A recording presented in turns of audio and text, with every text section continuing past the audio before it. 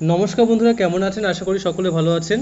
আজকে ডাব্লিউবিসিএস পিলির যে 2024-এর এক্সাম ছিল 14ই জুন, তোমরা যারা পরীক্ষা দিয়েছো তারা অবশ্যই এক্সপেক্টেড কাট অফ নিয়ে একটু চিন্তায় আছো, বোঝাই যাচ্ছে। তো চলো, এক্সপেক্টেড কাট অফ কত এবং এক্সামের যে প্যাটার্ন ছিল কেমন ছিল হচ্ছে আজকে কোশ্চেন পেপার, ঠিক আছে, সেই নিয়ে একটু ডিসকাস করি।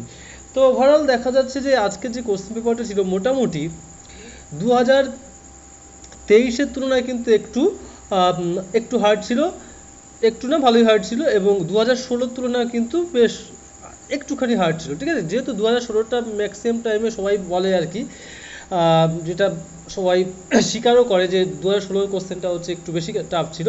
তা আজকে 2026-এর কোশ্চেনটা কিন্তু তার চেয়েও মোটামুটি হার্ড, আমরা সেটা দেখে নেবো আজকে, ঠিক আছে। চলো, বেশি কথা না বাড়িয়ে আমরা ডিসকাস করে নিই যে কেমন কি কোশ্চেন পেপার ছিল। তা চলো, ইংলিশের পার্টটা কেমন ছিল? ইংলিশের পার্টটা হচ্ছে ইজি টু মডারেট ছিল, ঠিক আছে। ইজি বলবো না, ইজি বলাটা ভুল হবে, মডারেট ছিল, ঠিক আছে। তো ইংলিশে অনেকে ভাবে যে অনেকটা হার্ড হবে, কিন্তু সেই তুলনায় দেখা যাচ্ছে যে মডারেট ছিল, ঠিক আছে। মোটামুটি নিয়ারলি মডারেট, একদম মডারেট না আর ইজিও না, নিয়ারলি মডারেট।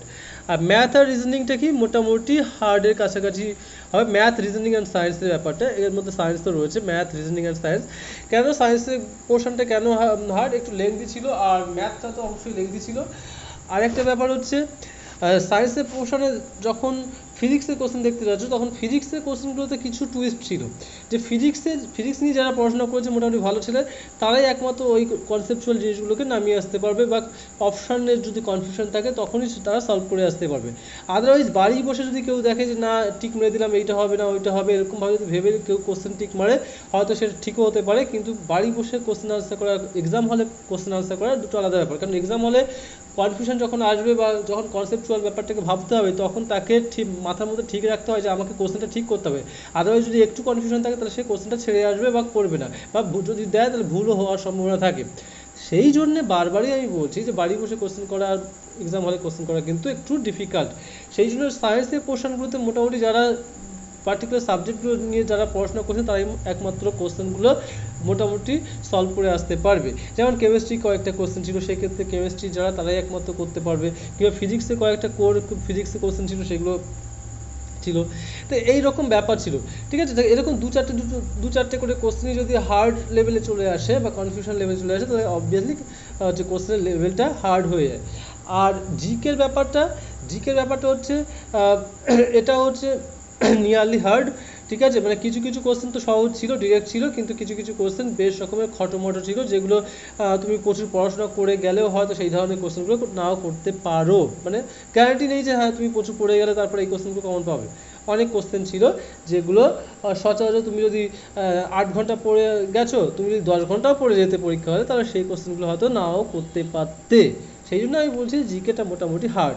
এবার ওভারঅল দেখা যাচ্ছে ওভারঅল কোশ্চেন পেপারটা দেখা যাচ্ছে যে হার্ডই বলা যাবে, মডারেট টু হার্ড নয়, হার্ডই বলবে, ঠিক আছে।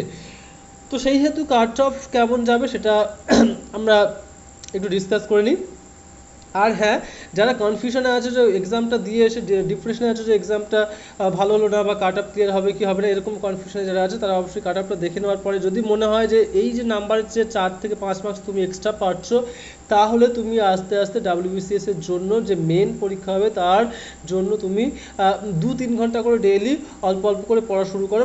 ফুল ফ্লেজে শুরু করতে হবে না, কেননা তুমি যদি সার্ভিস হোল্ডার না থাকো, মানে তুমি যদি অন্য কোনো চাকরি না করে থাকো, সরকারি চাকরি, তুমি যদি ফ্রেশার ক্যান্ডিডেট হও, তাহলে তুমি আপকামিং যে এক্সামগুলো আছে পিএসসি কিংবা এসএলএসটি কিংবা আপার প্রাইমারি কিংবা পঞ্চায়েত, সেই সমস্ত এক্সামের জন্য কিছুটা টাইম বের করে রাখো। তোমাকে 8 থেকে 10 ঘন্টার একটা রুটিনের টাইম বের করতে হবে, সেখানে তুমি 2-3 ঘন্টা ডাব্লিউবিসিএস এর জন্য রাখবে, বাকি 4-5 ঘন্টা কিন্তু তোমাকে হচ্ছে তুমি 3-4 ঘন্টা তুমি এখানে দিলে ডাব্লিউবিসিএস এর জন্য, আর 4 ঘন্টা তুমি অন্যান্য এক্সাম যেগুলো টার্গেট করছো সেগুলোর জন্য দাও। তুমি যদি ফ্রেশার ক্যান্ডিডেট হও, আর যারা মনে করছো যে না তুমি অলরেডি একটা সার্ভিস করছো, সরকারি চাকরি করছো, শুধুমাত্র ডাব্লিউবিসিএসকে টার্গেট করছো, সুতরাং তাদের ব্যাপার যে হ্যাঁ তারা এই ডাব্লিউবিসিএস নিয়েই পড়ে থাকবে, সেটা স্বাভাবিক। কিন্তু তুমি যদি ফ্রেশার ক্যান্ডিডেট হও, তাহলে কিন্তু তোমাকে একটু বুঝে শুনে পা ফেলতে হবে, শুধু ডাব্লিউবিসিএস নিয়ে পড়ে থাকলে হবে না, এটা মাথায় রাখবে, ঠিক আছে। তো এটা তোমাদের মোটিভেট করার জন্যই বললাম, কেননা অনেকে ভুল ভালভাবে গাইড নিয়ে কিন্তু পস্তাচ্ছে, ঠিক আছে। রাইট গাইডেন্সটাই হচ্ছে একমাত্র তোমার সাফল্যের চাবিকাঠি হতে পারে। ঠিক আছে, ভুলভাল মাথার মধ্যে চিন্তা ভাবনা থেকে যদি তুমি নিজেকে আস্তে আস্তে করে নিজের টাইমগুলোকে ওয়েস্ট করো, রাইট গাইডেন্সে যদি না এগো, তাহলে কিন্তু সমস্যায় পড়ে যাবে। ঠিক আছে, এই জন্যই বলা কথাগুলো। তো তোমরা এবার চলো দেখে নাও যে ইউআর ক্যাটাগরিতে কেমন হচ্ছে মোটামুটি মার্কস হচ্ছে কাট অফ হতে পারে। 98 থেকে 105 এর মধ্যেই মোটামুটি থাকার সম্ভাবনা প্রবল। ঠিক আছে, 98 থেকে 105 এর মধ্যে থাকার পসিবিলিটি প্রবল। ঠিক আছে, এবার তুমি তোমার মতো হিসাব করে ভেবে নাও যে তোমার কত কাটা কত মার্কস আসছে, সেই হিসাবে তুমি কতটা টাইম দেবে। ঠিক আছে, মেনের জন্য আদৌ প্রিপারেশন শুরু করবে কিনা সেটা তুমি নিজে ডিসাইড করো, আমি সাবধান করে দিলাম জাস্ট। এবার ওবিসি 95 থেকে 102 এর মধ্যে থাকার সম্ভাবনা রয়েছে, 95 থেকে 102। এসসি ক্যাটাগরিতে কত রয়েছে? এসসি ক্যাটাগরিতে কাট অফ থাকার সম্ভাবনা রয়েছে 92 থেকে 99। এসসি ক্যাটাগরিতে 92 থেকে 99 কাট অফ থাকার সম্ভাবনা রয়েছে। এসটি ক্যাটাগরিতে 81 থেকে 86 এর মধ্যে কাট অফ থাকার সম্ভাবনা রয়েছে, 81 থেকে 86। আর ইডাব্লিউএস ক্যাটাগরিতে রয়েছে 90 থেকে 97, 90 থেকে 97 থাকার সম্ভাবনা রয়েছে। বাকি অন্যান্য যে ক্যাটাগরিগুলো রয়েছে সেগুলো ডেটা অত বেশি পাওয়া যায় না বলে সেগুলো এক্স্যাক্ট বলা অতটা সহজ নয়, সেই জন্য আমি সেই ব্যাপারগুলো স্কিপ করে গেলাম। তাহলে এই ছিল মোটামুটি এক্সপেক্টেড কাট অফ। তোমরা তোমাদের হিসাবে দেখে নাও যে কেমন কি পাচ্ছ, সেই ওয়াইজ প্রিপারেশন নেবে কি নেবে না, বা অন্য এক্সামগুলোকে কতটা গুরুত্ব দেবে, বা ডাব্লিউবিসিএস মেন্সটাকে কতটা গুরুত্ব দেবে, নিজের মতো করে স্টাডি টেবিলে নিজের মতো করে বসে একটু ভাবো, চিন্তা করো তোমার প্রায়োরিটি কি, যে একটা সরকারি চাকরি নাকি এখন এই ডাব্লিউবিসিএস নিয়ে পড়ে থাকা। ঠিক আছে, এটা হচ্ছে তুমি ডিসাইড করো, তোমার ডিসিশন তুমি, আমি জাস্ট গাইডেন্স চোখ খুলে দিতে পারি, কিন্তু ডিসিশনটা তোমার উপরে ডিপেন্ড করছে। ঠিক আছে, তো এই পর্যন্তই ছিল বলার। যদি ভিডিওটা ভালো লাগে অবশ্যই লাইক করে দিও, আর চ্যানেলটাকে সাবস্ক্রাইব করে দিও।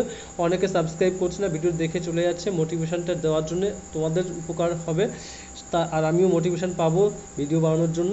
তো সেই জন্য তোমরা যদি চ্যানেলটাকে সাবস্ক্রাইব করে থাকো তাহলে অবশ্যই ভালো লাগবে, এবং আমি আরও ভালো তোমাদের জন্য আরও রিসার্চ বেসড এবং রাইট গাইডেন্সের ভিডিও আনতে পারবো, যাতে তোমাদেরও উপকারে লাগবে। ঠিক আছে, অবশ্যই চ্যানেলটাকে সাবস্ক্রাইব করতে ভুলো না।